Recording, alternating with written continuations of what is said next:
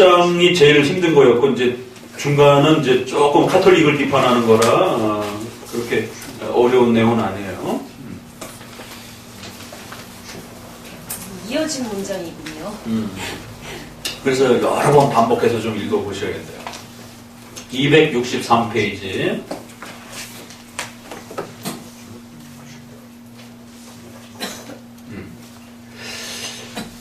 6번 고대 교회에서는 어느 개인이 법을 집행하지 않았다. 주교들의 부당한 권력에서 생긴 폐해. 그래서 이제 교회 치리와 권징은 반드시 이렇게 교회 법과 질서를 따라서 이루어져야 되고, 그리고 그 교회법과 질서는 한 개인이 지배하는 그런 감독 정치가 아니라 회의 결정에서 노회, 당회, 총회라고 하는 이러한 장로회 정치가 가장 성경적이고 우수한 그러한 사법적 행위를 할 수 있는 기구라라고 말하는 거예요.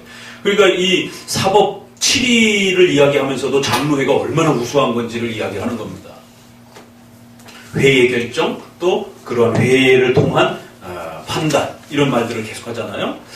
자, 이 권한 같이 읽어봅니다. 이 권한은 우리가 말한 바와 같이 한 사람이 잡고 마음대로 행사한 것이 아니라 장로회의 수중에 있었다. 장로회와 교회와의 관계는 시의회와 시와의 관계와 같다.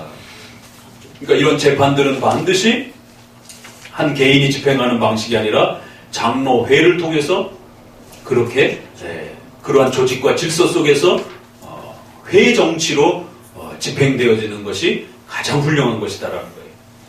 근데 또 이제 이거를 잘못 읽으면 회중 정치를 이런 식으로 읽어내면은 안 되는 겁니다. 여럿이 회라는 개념이 단지 복수 개념만을 말하는 건 아니에요. 조직화된 그 권위체의 회를 말하는 것이지, 여러 성도들이 복수 개념으로 그렇게 판결한다, 다수결로 판단한다, 그런 또 회중 독립파적인 또 회중파 개념은 또 아니라는 것이죠. 그러니까 한 사람이 미조직교회, 저희처럼 장로가 없는 미조직교회는 목사님 혼자서 그거를 다 결정하는 겁니다. 그걸 또 여기다 대입하시면 안 돼요. 여기서 말하는 한 사람이란 로마 카톨릭의 전체의 조직과 규율을 독점하는 그 독점적 정치를 말하는 것이지, 일선 미자립교회라든가 미조직교회가 목사님 혼자서 이렇게 통치한다라고 해서 이걸 읽고 또 그렇게 거부하는 사람도 있어요. 목사님은 혼자 결정했지 않느냐고, 칼빈이 혼자 결정하지 말라라고 했는데, 그것은 장로회법이 허락해 준 겁니다.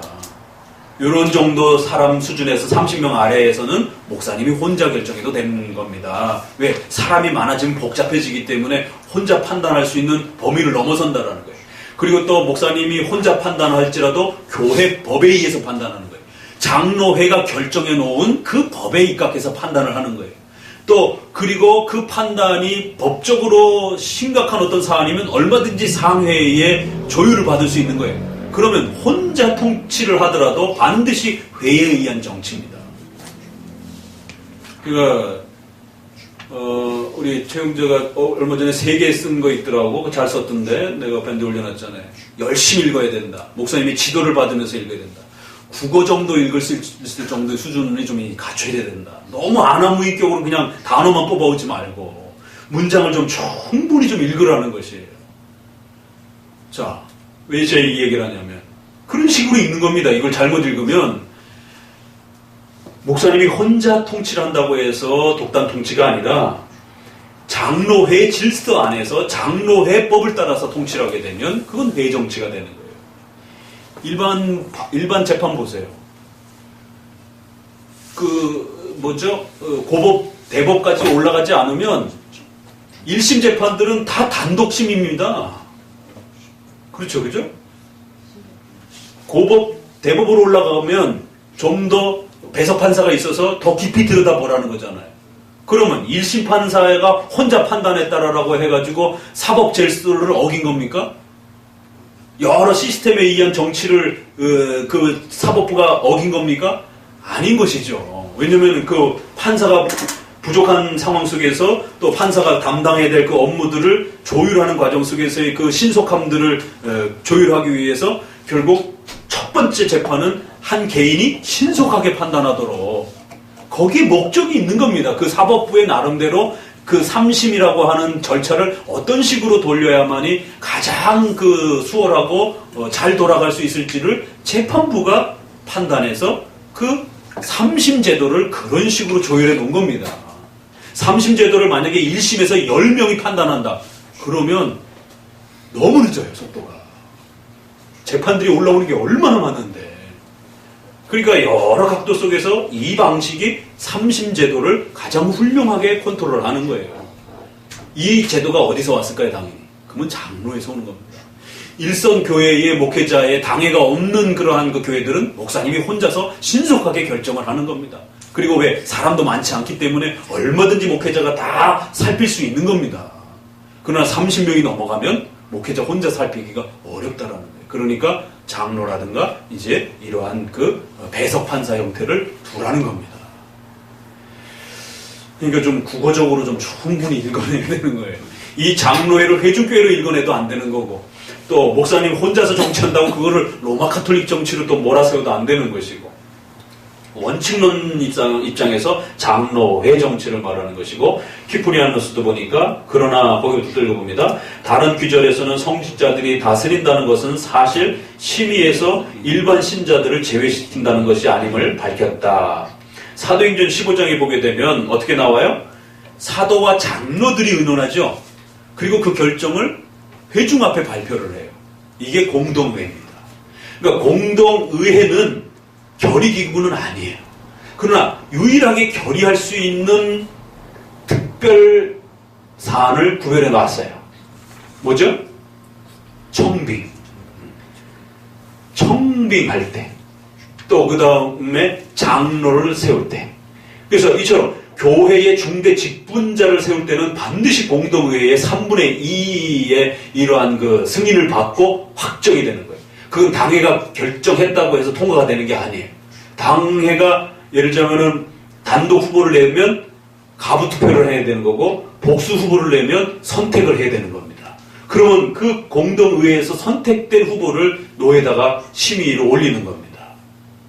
그곳은 열어주는 거예요. 그러니까 이 정도 자유는 있는 겁니다. 장로 정치에서도 얼마든지 성도들의 민주적인 의사 절차를 존중하는 거예요.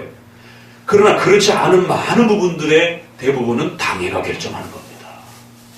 공동의회에게 보고만 하는 거예요. 연말에 이제 우리가 재정 집행을 하고 그럴 때 공동의회를 하잖아요. 그것도 결의 개념이 아니에요. 보고 개념이에요. 앞으로 내년에 이렇게 우리가 당회가 집행을 하겠습니다. 이렇게 사업을 하겠습니다. 잘 참고하시고 참여해 주세요. 라고 보고를 하는 것입니다. 목사님 월급을 올릴까요 말까요? 그러면 또 이제 뒤에 반대파들은 깎자라고 그러고 목사님하고 친한 사람들은 좀 올리자라고 손 드세요. 목사님 10만 원 더 올립시다. 이게 아니라는 것이죠. 당회가 결정하고 올리기로 했으면 그냥 보고하는 겁니다. 그럼 파벌이 또 생긴단 말이에요. 그래서 심의, 동의를 구하는 거예요. 사도행전 15장에도 그렇게 바나바와 실라를 보내기로 함께 결정하고 4개의 규칙을 정해놓고 성도들에게 동의를 구하는 것입니다.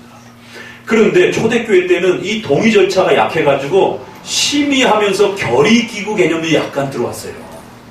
그래갖고는 성직자들이 다스린다는 것은 반드시 심의에서 일반 신자들을 제외시키는 것이 아니다람을 밝혔다. 그러나 다음과 같이 기록했다. 나는 감독이 된 후로 성직자들의 충고와 신자들의 찬성을 얻지 않고는 아무 일도 하지 않기로 결심했다. 요거는 이제 키프리아누스의 그런 의견이 있었다라는 거예요. 이런 결정 방식에 있어서. 그러나 다음 문장 같이 읽어봅니다. 일반적인 관습으로는 교회의 재판권이 장로회의를 통해서 행사되었고, 이 장로회는 이미 말한 바와 같이 두 종류가 있었다. 그러니까 초창기에는 이제 그런 심의 공동의회의 어떤 그 참여가 결의를 행사할 수 있는 어떤 많은 것들을 더 가졌던 거예요. 지금은 이제 몇 개로 제한시켜 놨잖아요. 옛날에는 그게 조금 더 많았던 거예요. 아직 이게 훈련이 안 됐을 때는. 낙스도 처음에는 집사를 당회에다가 참석시켰어요. 제1치리서를 보게 돼요. 그래서 이제 18년 지난 다음에 78년에 제2치리서가 나올 때 집사를 뺍니다. 도르트 총회가 1618년에 생길 때 집사를 당회에다가 집어넣더라고요. 그러니까 아직 이제 이 정치 제도가 완성되지 않았기 때문에 약한 거예요. 웨스트민스터가 30년 뒤에 웨스트민스터 정치 모범이 들어올 때 집사를 다 빼는 겁니다. 장로만 들어오도록. 그래서 공동의회는 말 그대로 보고 재직해도 협의기관이고 보고기관이고 결의기구가 아니에요. 이걸 많이 착각하게 됩니다. 그래갖고 많은 분들이 교회 집사님들이 재직해서 결의도 안 했는데 공동의회에서 결정도 안 났는데 이런 착각들을 하시는 거예요. 그건 결의기구가 아닙니다. 당회가 결의를 하는 거예요. 그러면 목사님 혼자 있을 때는 미조직 교회에서는 목사님이 혼자 결정하는 거예요. 목사님 혼자 결정했다고 해서 자꾸 너무 투덜투덜대면 안 되는 겁니다. 그러니까 이제 재판을 할 때도 마찬가지예요. 판사가 뭔가를 결정을 할 때 판사의 결정이 다 마음에 드나요? 그렇지 않잖아요. 마음에 안 들면 고소 절차가 있는 겁니다. 항소 절차가 있는 거예요. 일단은 그 재판을 받는 겁니다. 그러니까 교회의 재판이라는 게 뭔지를 모르는 거예요. 최소한의 어떤 형식도 일반 재판법에도 이렇게 연결이 되었는데 하물며 하나님의 말씀으로 재판을 할 때 그게 기분 나쁘다고 안 받습니까? 그럼 기분 좋을 때만 받을 거예요, 그러면? 그러면 재판이라는 게 기분 좋은 게 어디 있어요, 세상에? 재판은 책망을 하면서 받는 겁니다. 그러면 목사는 판사가 돼서 치리회를 구성을 해서 성도를 앉혀놓고 이거 제목 이거입니다. 잘못하셨죠? 저쪽에서 네 하면 다행이죠. 대부분 90%는 네 안 한단 말이에요. 그래서 더 센 권징이 수찬정지라든가 이런 게 들어가는 거예요. 네 하면 다음부터 하지 마세요. 잘하세요. 네 하면 그냥 훈계로 넘어가는 거예요. 그냥 아무 일도 일어나지 않아요. 그냥 훈계하고 개인적으로 그냥 훈계하고 끝나는 거예요. 교회에서 누가 책망받았는지도 몰라요. 다른 성도들은. 그런데 수찬정지로 들어가면 저 사람은 왜 성적을 안 받지? 눈에 띈단 말이에요, 벌써. 그러면 보통은 이제 자기가 죄를 많이 지었다 생각하면 이제 자기 자발적으로 안 참석하기도 하잖아요. 그러나 이제 공개적 수찬정지는 누구누구 하나님 앞에서 벌을 받았기 때문에 수찬정지이기 때문에 참여하지 마세요. 공개적 선포를 합니다. 암시적 수찬정지를 할 수 있어요. 성도들에게 안 알리는 거예요. 1단계예요. 2단계는 공개적으로 누가 무슨 죄 때문에 성찬정지를 받는다라고 공개하고 해서 더 큰 수치와 창피를 당하게 만들어요. 재판은요, 수치를 당하는 겁니다. 그래서 고린도서에 보게 되면 사탄에게 넘겨줬다라고 이렇게 말해요. 그 사탄에게 넘겨줬다라는 게 무슨 해석이냐면 지옥으로 떨어졌다, 칭의가 취소됐다는 해석으로 해석하면 큰일 납니다. 그러면 칭의론하고 연결이 돼. 그거는 온갖 창피를 준다라는 거예요. 그리고 온갖 고통을 맛보게 만든다라는 거예요. 그러나 지옥의 자식은 아니라는 거예요. 이런 겁니다. 이게 이제 고린도서에 사탄에게 내어줬다라고. 사탄이 내어주면 어떤 일이 벌어지겠어요? 막 공격을 받는 거죠. 그래서 그런 공격당함, 또 그 다음에 엄청난 창피, 이거를 이제 하나의 그 아주 센 표현으로 너희들이 교회 재판에 그렇게 불복하게 되면 어떤 일이 벌어지느냐? 사탄한테 아주 짓밟히는 그런 고통을 당할 각오를 해라. 이런 이제 경고적 발언인 겁니다. 그게. 그 칭의적 발언으로 하면 안 되는 겁니다. 그거는. 우리 안에 그렇게 해석해 왔어요. 그러니까 교회 재판을 받는다는 건 아주 수치와 창피를 당하는 거예요. 그리고 만마자매에 가서 출교를 통해 갖고 교제를 끊어내는 겁니다. 금지를 시켜버리는 거예요. 그렇게 해서 엄청난 압박을 가하는 거예요. 이래도 회개 안 할래? 이런 식의. 그러면 이제 웬만큼 악하지 않으면 회개하거든요. 창피하다. 이거 얼굴 들고 다니면서 애들도 있고 친척도 있고 막 이런데 그렇잖아요. 그게. 그 수치를 겪게 해서 반성하게 만드는 겁니다. 오죽하면 억지로 반성하게 만드는 게 재판인 겁니다. 이게. 동의를 구하고 재판을 하는 게 아니에요. 자기의 어떤 의견을 말할 수 있지만 목회자가 듣고 인정 안 할 수 있는 거거든요. 그러니까 이번 재판에도 본인들은 억울하다, 목사님이 편파 판정이다.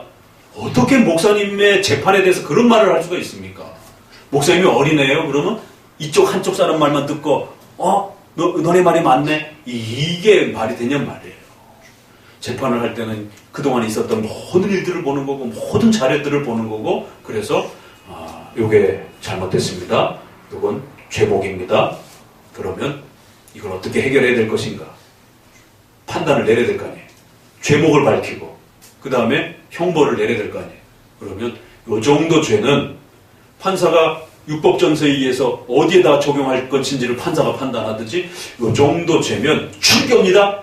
이러면 교회법에 어긋나는 거예요. 왜? 교회법에는 그 죄의 어떤 그 경중이 있기 때문에 목사의 면직 조건 이단에 빠졌을 때 교회를 분열시켰을 때 이렇게 분명히 죄목이 있단 말이에요. 판사도 그 죄목에 따라서 형벌을 가하는 것이지 자기 마음대로 기분 나쁘다고 해갖고 막 형벌을 가하는 게 아니란 말이에요. 이 정도는 수찬정지 2개월 정도 형벌을 내리겠습니다. 네? 수찬정지 2개월이라고요? 네, 목사님 고소하겠습니다. 이거는 성도로서 본인이 이 교회에 속하고 목사님의 치리를 받겠다라는 약속을 스스로 깨버린 겁니다. 그래서 제가 나가라고 그런 거예요. 내 치리를 받지 않겠다는 성도를 내가 어떻게 내 성도라고 둘 수 있나. 나가세요 그냥. 치리고 뭐고 하지 않겠습니다. 치리를 하는 게 무서운 건가요? 치리를 안 하는 게 무서운 건가요? 응? 치리를 안 하는 게 무서운 겁니다. 그러니까 착각을 해요. 아, 목사님이 아무런 야단도 안 쳤다라고. 야단도 칠 수 없을 정도로 망가졌다는 뜻입니다. 치리를 한다는 건 고치려고 하는 거예요. 그래서 2개월 수찬정지를 하겠습니다. 그러면 성도가 네, 억울하지만 너무 억울하지만 받겠습니다. 이러는 겁니다. 그러면 마음속으로는 억울해도 일단 법질서는 진행이 되는 거예요. 그러면 2개월 지난 다음에 송찬 참여하면 되는 거니까. 근데 그런 교회의 치리를 안 받겠다? 그러면 교회 회원이 되지 않겠다라고 하는 스스로 맹세를 깨는 거예요. 그러면 목사님도 얼마든지 그런 성도들은 나가라고 그럴 수 있는 거예요. 아무리 연약해도 성도를 함부로 나가라고 그럴 수는 없는 겁니다. 신앙 고백을 하고 웨스민스터를 사랑한다고 하면서 교회에 있고 싶어하는 성도를 함부로 나갈 수는 없는 거죠. 그러나 교회의 치리를 받지 않고 그 교회의 가르침을 수능하지 않겠다 그러면 그건 내쫓아야 되는 거예요. 로마서에서 16장에 내쫓으라고 그러는 거죠. 요한일서에서 한두 번 들어본 다음에 내쫓으라고 그러는 거예요. 고린도서에 내쫓으라고 그러는 거예요. 그런 정도도 판결을 할 수 없을 정도로 너희 안에 그렇게 무식하냐라고 보면서 5장, 6장의 교회의 무질서에 대해서 혹독하게 바울이 책망하는 겁니다. 그런 자들은 내쫓아야 된다라고 하라고. 내쫓는 방식이 출교도 있는 거고 아예 그냥 즉결로 그냥 못 오게 막아버리기도 하는 겁니다. 출교만이 뭐 성도를 내보내는 방식은 아니, 그건 치료 과정입니다. 출교도 사적 출교가 있고 공적 출교가 있는 거예요. 사적 출교는 예배는 참석 가능한 겁니다. 예배만 드리고 가는 거예요. 아무하고도 교제하면 안 돼요. 공적 출교는 예배도 못 드리는 거예요. 집에서 혼자 예배 드리면서 성경 보면서 반성해야 되는 거예요. 그러니까 이런 절차를 모르니까 쪼르르 그냥 다른 교회 가는 거예요. 그러니까 성도가 징계를 하나님 앞에 받아보지 못하는 거예요. 이게 심각함이라는 겁니다. 왜 하나님이 교회 권징을 둬서 성도의 죄를 바로잡게 하겠습니까? 혼자 못 고치기 때문에 그런 거예요. 그리고 장로교회에서 그렇게 훈계와 책망을 받은 상태에서 그게 정리되지 않고 떠나버리잖아요? 그러면 죽을 때까지 그 딱지가 붙습니다. 호적에 빨간 줄이 가는 것처럼. 치리를 해서 빨간 줄이 긋든 아니면 훈계를 통해서 쫓아내던 빨간 줄이 긋는 것이. 그러면 하나님의 징계가 따라붙습니다. 그래서 장로교의 치리가 무서운 줄 아셔야 돼요. 사법적 재판부는 감옥에다가 가두는 수준 정도밖에 안 됩니다. 그러나 우리 수갑을 안 채워도 하나님이 징계하시는지 징계 절차가 따라오는 거예요. 교회 치리에 제대로 순응하지 않게 됩니다. 그래서 제가 예전에 지금 그 동쪽에 20년 동안 떠돌아다니는 그런 친구들이 있다라고 하는데 저희 교회를 짓밟고 나갔어요. 완전히 산산조각을 내고 뒤집고 나갔어요. 20년 만에 소식을 듣고 보았더니 하나님의 징계가 거기 있더라고요. 그 가정에 무슨 문제가 있어요. 본인들은 왜 자기 가정에 지금 그런 어려움을 겪고 있는지 몰라요. 그냥 뭐 신앙이 부족해서 이럴 수도 있어요. 그런데 그건 징계입니다. 그쪽 집안에 4대 독자인가 5대 독자예요. 그쪽 동네 저쪽 천호동 쪽에 최고의 유지입니다. 저희 초창기에 왔던 그 나간 성도가. 근데 20년에 봤는데 독자 집안에 자녀가 없어요. 그래서 제가 그 갔던 목사님한테 여쭤봤더니 없어요. 다른 친구들은 다 이렇게 자녀들 한둘이 있고 그러는데 그 집만 없더라. 그 집이 4대가 사는 집. 그 동네에서 최고의 유지입니다. 그거 하나로 아버지가 엄청 떵떵거리면서 이렇게 동네 유지 역할을 했던 분. 자손이 끊어져 버렸어요. 그 집안은 유교 집안이에요. 교회 다닌 집안은 아니에요. 애들만 교회를 다니기 때문에. 제사 드리고 이런 집안에 아들이 여자도 없고 애도 없고. 일반 사람들 그 왜 그런지 뭐 해석할 수 적이 없겠죠. 그러나 저는 해석하는 겁니다. 하나님의 교회를 파괴하고 짓밟으렸을 때 어떤 벌이 내려지는지. 그건 벌입니다. 그건. 그런 집안이기 때문에 더더욱 애가 있어야 되는데 애가 없이 그렇게 그 부모에게도 수치고 그 떵떵거렸던 사람이 결국 자손이 우리 한국 유교 문화에 있어서는 그렇게 자손이 없이 중단되었을 때 고개를 들 수 없는 그 수치와 창피를 부모도 느끼고 결국 며느리도 그 수치를 암암리에 그 친척들로부터 얼마나 많이 받겠어요. 차라리 이혼하고 다른 여자랑 살아가지고 애를 낳으라는 별소리 다 할 것 아니겠어요. 안 믿는 사람들. 제가 그래서 그 다니던 교회 또 나가가지고는 그 목사님이 얼굴이 새카매져가지고 교회를 그 와갖고 한 10대 명이 교회를 넓혀가지고는 큰 상가 건물을 얻었는데 중간에 또 그렇게 1년 조금 넘고는 목사님한테 또 성경 해석 틀렸다고 그러면서 또 싸워갖고 나가버렸어요. 그러니까 월세를 내야 되는데 돈은 없고 가족들끼리 예배를 드려야 되는데 그 월세 계약을 당장 끝낼 수도 없잖아요. 그러니까 없는 돈에 그 월세를 내서 가족들끼리 예배드리면 그 재정 감당할 빚을 고스란히 그렇게 손해를 감당하고 결국에는 유지할 수 없어가고 저 시골로 이사를 간다고 그러시더라고요. 얼마나 속이 상한지 사모님하고 목사님이 얼굴이 새카매져가지고 힘내세요. 하나님이 더 좋은 성도 보내주시겠죠 하고 그냥 위로하고 얼마 전 신학회 이렇게 뵙고는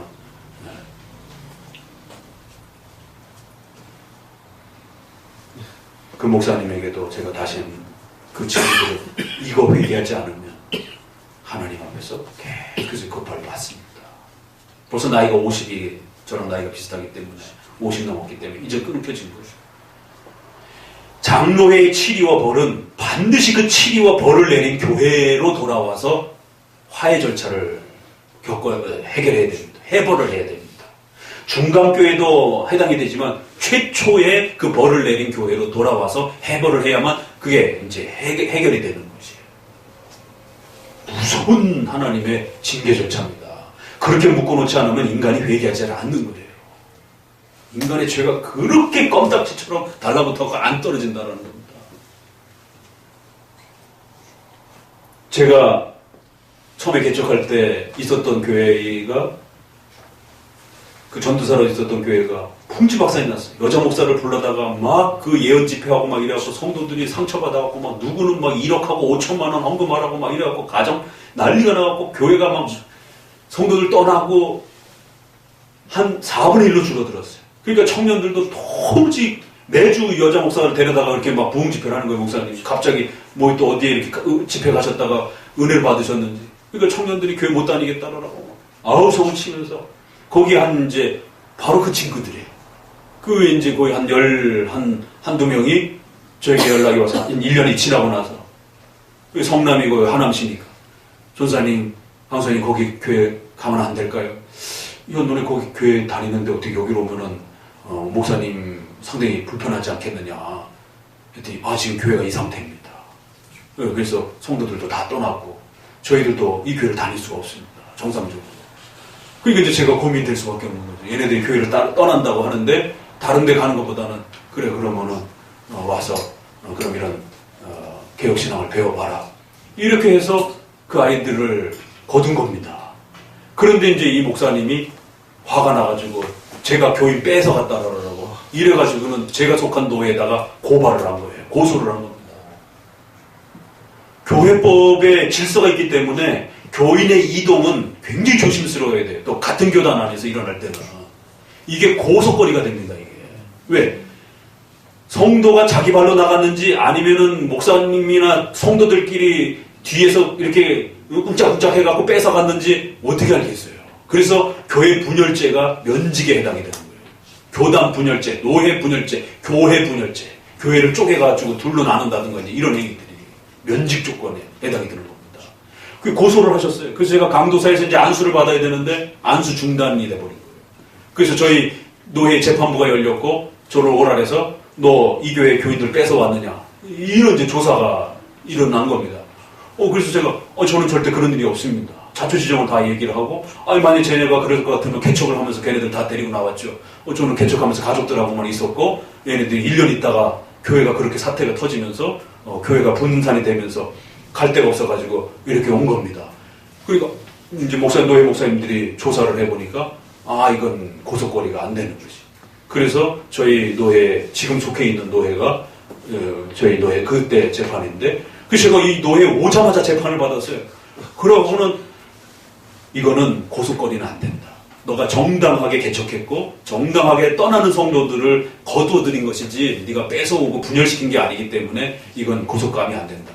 그래서 저쪽에다가 고소를 취하라라고 우리가 저쪽 노회 대 노회가 고소가 된 겁니다. 이게. 그래서 저쪽 노회에다가 고소 취하를 우리가 신청하겠다. 우리 쪽에서도 고소 접수를 하지 않겠다. 이건 고소권이 되지 않기 때문에. 하지만 이건 정치적으로 인간적으로 풀어야 된다. 어찌됐든 결과적으로는 그 교회 성도들이 너한테 왔으니까 그 목사님한테 가서 죄송하다라고 목사님한테 좀 서로 이렇게 좀 인사라도 하고 와라. 어찌됐든 여기 왔으니까 잘 가르치겠다라고. 그건 풀어야 된다. 왜? 같은 교단 안에 있는 목사님이니까. 그 목사님이 설사 잘못해서 왔을지라도 인간적인 수준에서는 노회에서 총회에서 서로 봐야 되는데 어떡할 거냐. 그래서 그건 권고사항으로. 그래서 제가 과일 한 박스 사들고 목사님에게 찾아가서 목사님 죄송합니다. 어찌됐든 왜냐면 본인이 잘못했던 어찌됐든 교회 성도들이 떠났는데 하필이면 직전 전도사 교회로 애들이 갔으니까 목사님 입장에서는 제가 이렇게 꼬드겨가지고 데려가는 것처럼 오해할 수도 있는 건 충분히. 그래서 목사님 아무튼 죄송합니다. 아이들이 이렇게 오게 돼서 또 교회 가뜩이나 교회도 어려워졌는데 또 뭐 교회 신학적인 문제를 거기서 논할 수는 없잖아요. 그러니까 어찌됐든 교회가 힘들어지는 거고 또 아이들이 또 이렇게 교회를 떠나는 것에 대해서 또 제가 그 아이들을 거두게 된 것에 대해서 본의 아니게 이렇게 결과가 된 것에 대해서 목사님 죄송하다라고. 그러니까 이제 그제서야 목사님이 뭐 어떡해 뭐 나도 제대로 못 관리한 탓도 있고 뭐 그래서 아무튼 애들 좀 잘 부탁한다고 그래서 또 총회에서 신강사님 또 보면은 인사나 합시다 이러면서 그 목사님이 반갑게 목사님도 내가 고소 취하할게 그냥. 그러니까 고소도 안 되지만 목사님 스스로도 나도 저기 안 할 테니까 너무 걱정하지 말고. 이거 와서 인사 이렇게 해주는 것만으로 화해 절차를 법적으로 할지 인간적으로 할지 그것도 결정하는 겁니다. 그래서 우리 한국 사람들은 더더구나 이렇게 인정 문화가 강하기 때문에 사실은 이제 그런 건 정치적으로 이렇게 좀 서로 인사 한 번 더 하고 밥 한 번 더 사드리고 이러면서 이제 정치적으로 좀 서로 푸는 거죠. 이거 아무튼 고소와 징계와 화해 절차가 있다라는 거예요. 그래서 장로교에서 징계를 받고 그렇게 내쫓김을 당하고 또 치리 중에 또 도망을 간다든가 이러면 이게 딱 죽을 때까지 남는 거예요. 그래서 이 친구들은 치리 중에 도망을 간 거예요. 그래서 제가 골석 재판을 해갖고 출교 처분을 해버렸습니다. 너무 아주 혹독하고 악하게 뛰쳐나가가지고. 그리고 나서 저희 어머님이 그 충격 때문에 어머님이 돌아가셨어요. 세상에 이렇게 성경 공부를 하는데 그냥 그 자리에서 이렇게 질문하다가 막 목사님 그렇게 가르치면 안 된다라고 막 난리를 치면서 막 거기에 대해서 목사님 틀렸다라고 막.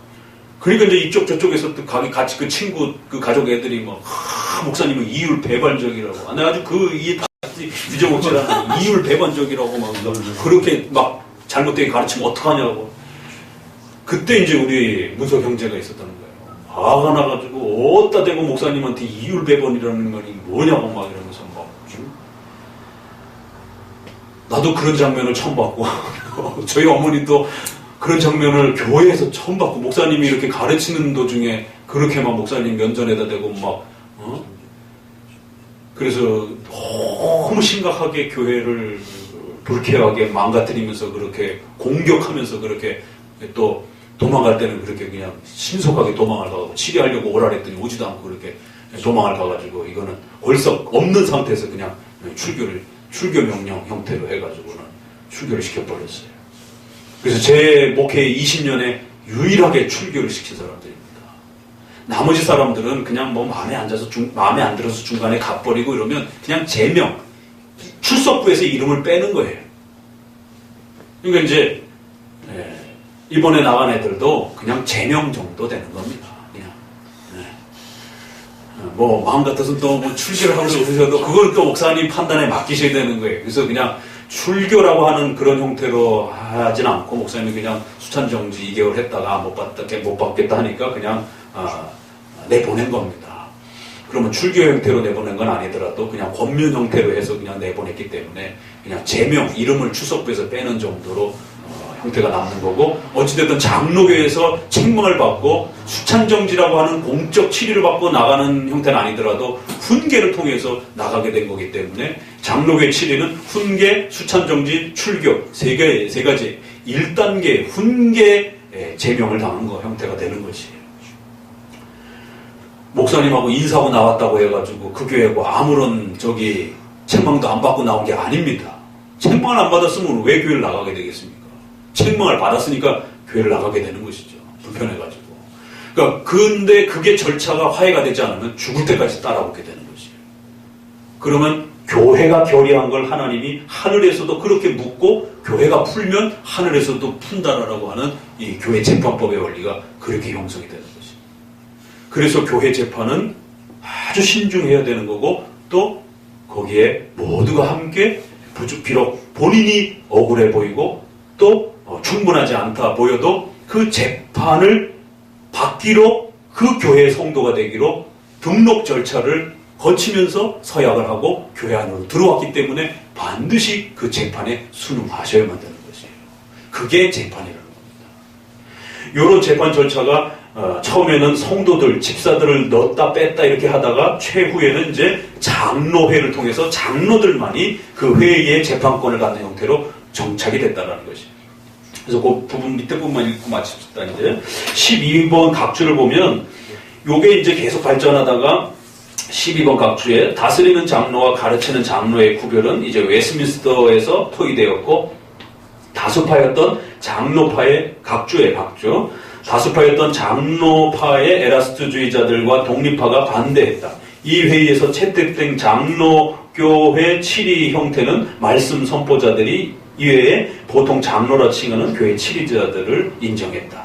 그래서 이제 이렇게 처음에는 치리하는 장로가 이렇게 잘 구별되어 있지는 못했던 겁니다. 그래서 이게 나중에 발전해 가면서 웨스민스터로 넘어가면서는 이제 분명하게 치리 장로가 형성이 되는데, 이때도 반대하는 사람들이 있었어요. 에라스티안이라 해서 국가주의자들, 그 다음에 독립회중파 사람들. 이 사람들이 이제 치리 장로가 세워지는 것을 상당히 반대했는데, 최종적으로는 치리 장로가 재판부의 권한을 갖는 형태로 장로회는 그렇게 결정이 된 겁니다. 맨 아래 좀 이제 암브로시스 시대에는 본론으로 들어가서 성직자들만이 교회 재판에 참석했다. 이게 변질된 형태라는 거예요.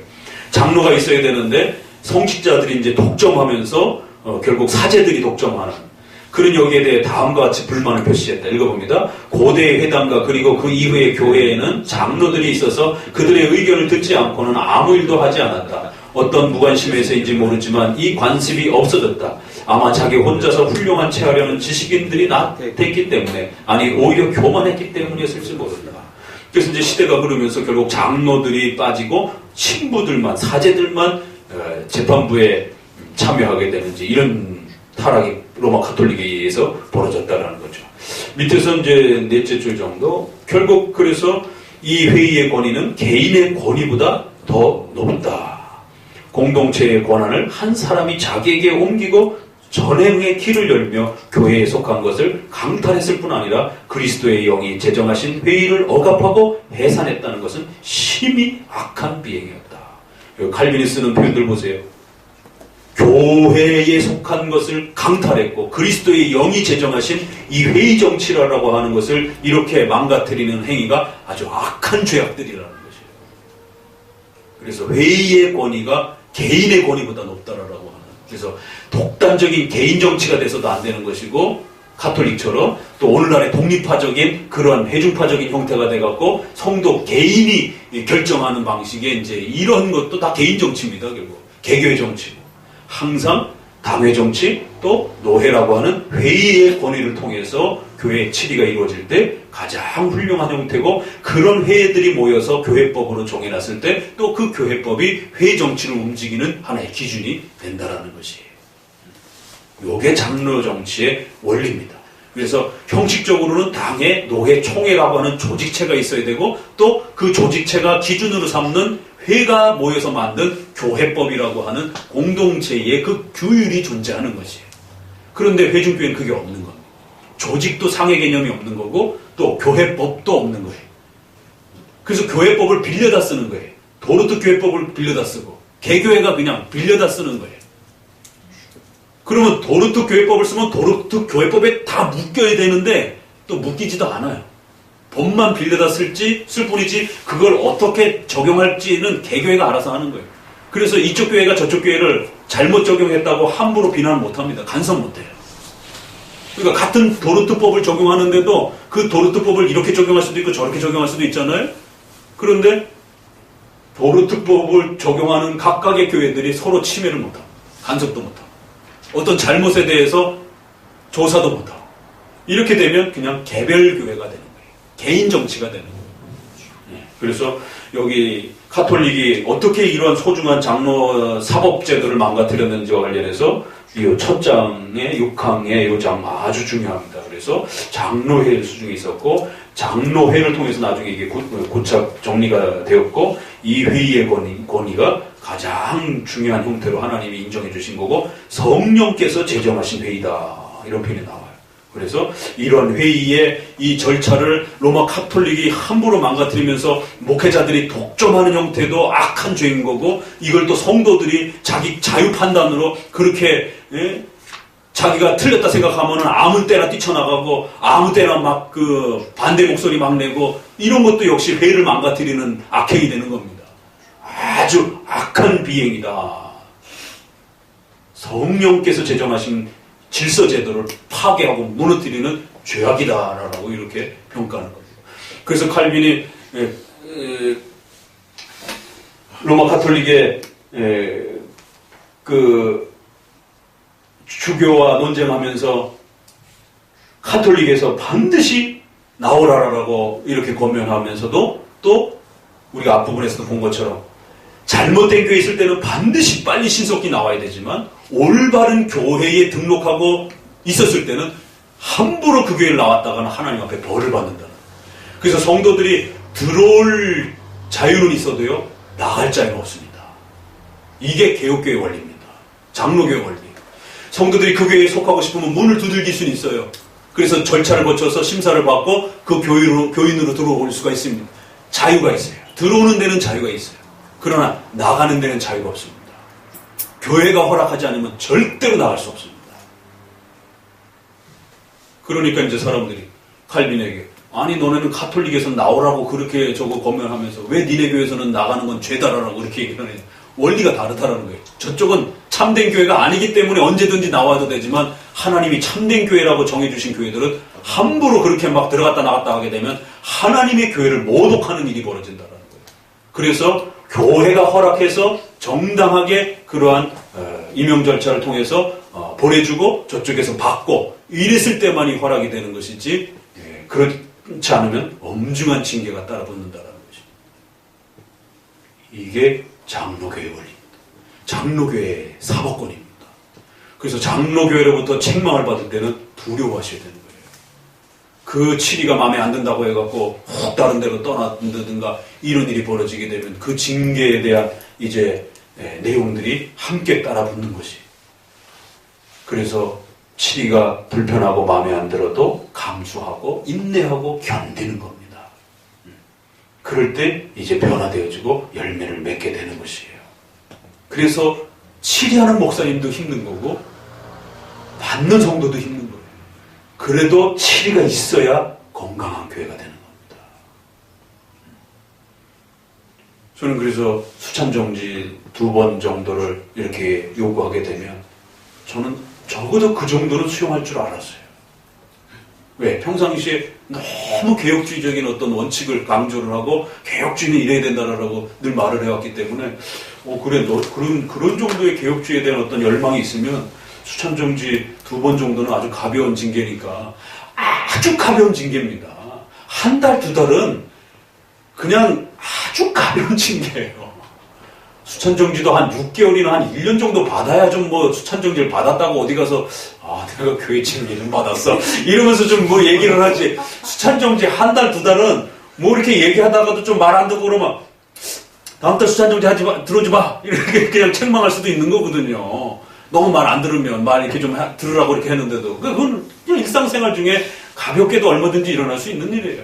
조금 교회적으로 일어났기 때문에 한 2달 정도를 준 건데 2달 정도의 수찬정지도 못 받아들이는 성도면 그건 장로 교인이 될 수 없습니다. 그렇잖아요, 그죠? 한 달도 못 받아들여요, 그러면? 그러면서 무슨 권징을 받는다고 그래요. 등록할 때 어떻게 하면 장로교회의 질서와 실의와 이런 내용들을 장로교회의 제도를 잘 받겠습니다. 서약한 내용이 있잖아요. 근데 수찬정지 한 달 준다고 해서 그걸 못 받아들이겠다라고 교회를 뛰쳐나갈 정도가 된다라면 그건 장로교인이 아니 되는 것이죠. 그래서 교회 성도가 또 권징도 잘 받을 줄 알아야 진정한 장로교인이 되는 것입니다. 그냥 복음주의 교인은 될 수 있어요. 그러나 장로교인이 된다라고 하는 것은 바로 이러한 장로법에 의한 그러한 치리를 존중하고 받아내는 겁니다. 그러면 장로교인이 되는 거예요. 장로교 교리를 또 존중하면 장로교 교인이 되는 것처럼 이렇게 교리와 장로교의 질서를 함께 받을 줄 알 때 진짜 장로교인이 되는 겁니다. 오늘은 이제 6항만 소개를 합니다. 기도합니다. 하나님 감사